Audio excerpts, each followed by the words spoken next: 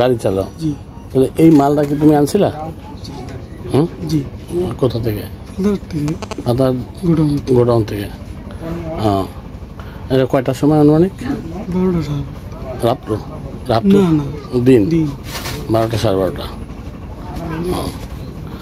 এভাবে বীজের গায়ে লেখা থাকে এটা সরকারি প্রণোদনার জন্য এবং বিক্রয়যোগ্য নয়, সেটা যদি সারের গায়েও লেখা থাকে তাহলে আমাদের জন্য অনেক সুবিধা হয়। আমাদের এটা যদি কোথাও বাইরেও চলে যায় সেটা আমরা শনাক্ত করতে পারি এবং বিভিন্ন সময় বিভিন্ন অভিযোগ আসে সেগুলো আমরা খুব ভালোভাবেই যাচাই করতে পারি। দর্শক আসসালামু আলাইকুম, আমরা এসেছি একজন ডিলারের কাছে। আসলে উনি ভাই আপনি কোন ইউনিয়নের ডিলার? আলিমাদ। আলিমাদ আপনার এই একই সেম একই কোনো ইয়া নাই, কোনো লেখা নাই যে বিক্রয়যোগ্য না। এটা আমরা জানেন না, কিন্তু আমরা দেখেছি।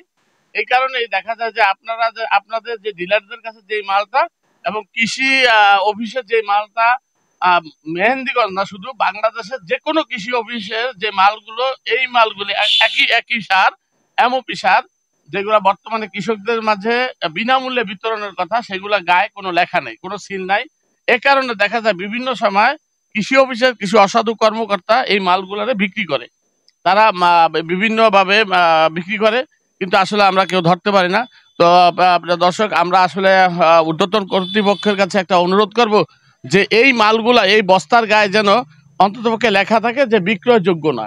তাইলে আসল যদি মাল কৃষি অফিস থেকে যদি অসাধু কর্মকর্তারা মালটা বিক্রিও করে, শুধু আপনার না, সাইডেও বিক্রি করতে পারে, ঠিক না?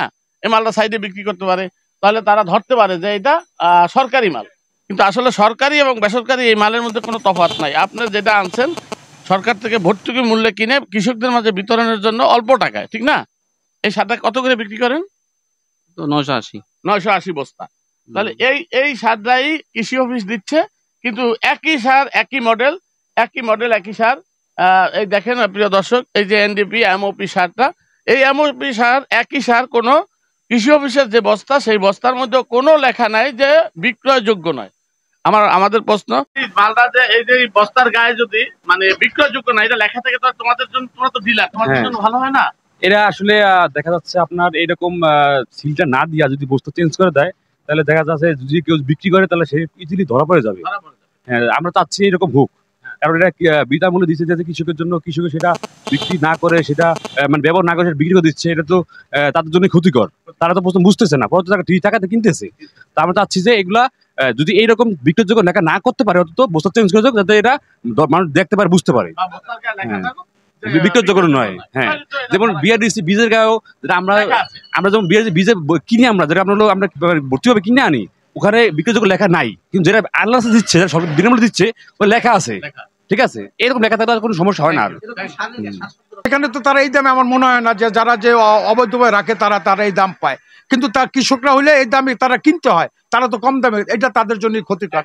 এখন আমি একটু আপনার কাছে আরেকটু করতে পারি যে সবচেয়ে বড় কথা, আমরা যেটা নিয়ে আমরা আমাদের মালগুলো সরকারি ভাবে কৃষকদের মাঝে বিতরণ করে, সে একই 50 কেজির বস্তা, সেই বস্তার গায়ে যেন একটা লোগো থাকে, একটা লোগো থাকুক, তাহলে আমরাও সেফ। এই যে মনে করেন মেহেন্দিগঞ্জে যা হইতেছে, আমরাও কিন্তু আসলে মান সম্মান আমাদের নাই, সবাই এক কথা বলবে, সবাই সারের ব্যবসায়ীরা কিনে, আমাদের একটা মান সম্মানের ব্যাপার। এখন দেখা যায় যে একজন কাছে আমরা 10 বস্তা সার কৃষি অফিস থেকে বের হচ্ছে, আমরা জানি, কিন্তু ধরছে, কিন্তু আমাদের কোনো ডকুমেন্ট নেই, কারণ ওই বস্তার গায়ে কোনো লোগো নেই, যে বিক্রয়যোগ্য নয়।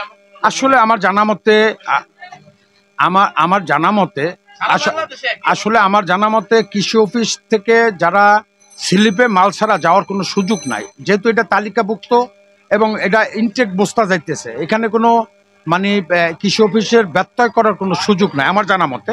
কারণ সুযোগ নাই, ওখানে তালিকা আছে, প্রত্যেক ইউনিয়ন চেয়ারম্যান এই তালিকাগুলা আমাদের ইউনিয়ন স্যারের মাধ্যমে কৃষি অফিসে জমা দেন। হ্যাঁ, কৃষি অফিসে জমা দেওয়ার পর এগুলোর পর আমার কৃষি অফিস ওই তালিকা অনুযায়ী কিন্তু তাদের বিতরণ করতে হয়।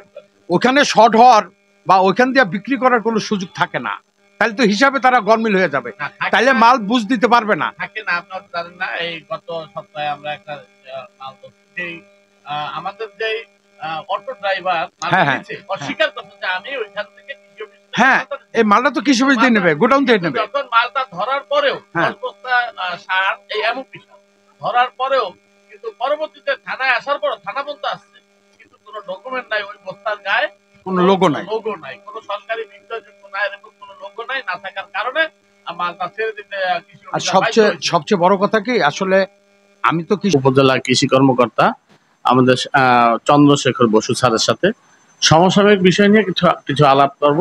কারণ আমরা দেখছি এই কৃষি উন্নয়ন কর্পোরেশন যে কিছু কিছু জিনিস আমরা আসলে তৃণমূল থেকেই আমরা গণমাধ্যম কর্মীরা চাচ্ছি যে তৃণমূল থেকে কিছু কিছু জিনিস আমরা ধরিয়ে দেওয়ার জন্য, যেগুলো কৃষকদের সাথে না, ওইটা আমরা ওখানে গিয়েছিলাম এবং ওখানে আমাদের সন্দেহের ভিত্তিতে আমরা সেটাকে থানা হেফাজতে রেখেছিলাম। পরবর্তীতে আমরা তদন্ত করেছি যে আমাদের মজুদ থেকে গিয়েছে কিনা, এবং উনি যে ক্যাশ মেমো দিয়েছেন সেটাও আমরা দেখেছি যাচাই বাছাই করে। তো আমাদের এখান থেকে সেই সারটি যায়নি এবং ওনার যে ক্যাশ মেমো সেটাও সঠিক আছে। তার মানে এটা বিক্রয়যোগ্য সার, উনি বিক্রয় করতে পারবেন।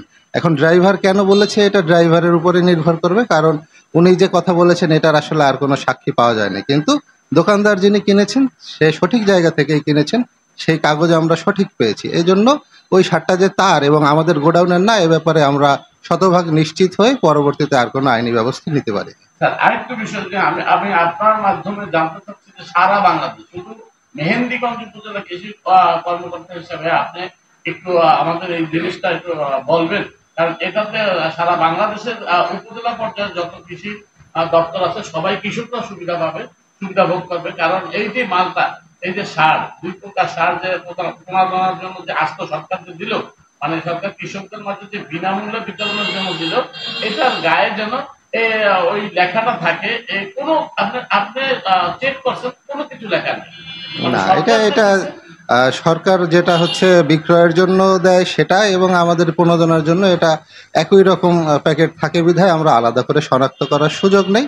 তবে যদি সরকারিভাবে সিদ্ধান্ত আসে সেটা আমাদের জন্য সবার জন্যই ভালো হয়, কৃষকের স্বার্থ উপকৃত হবে।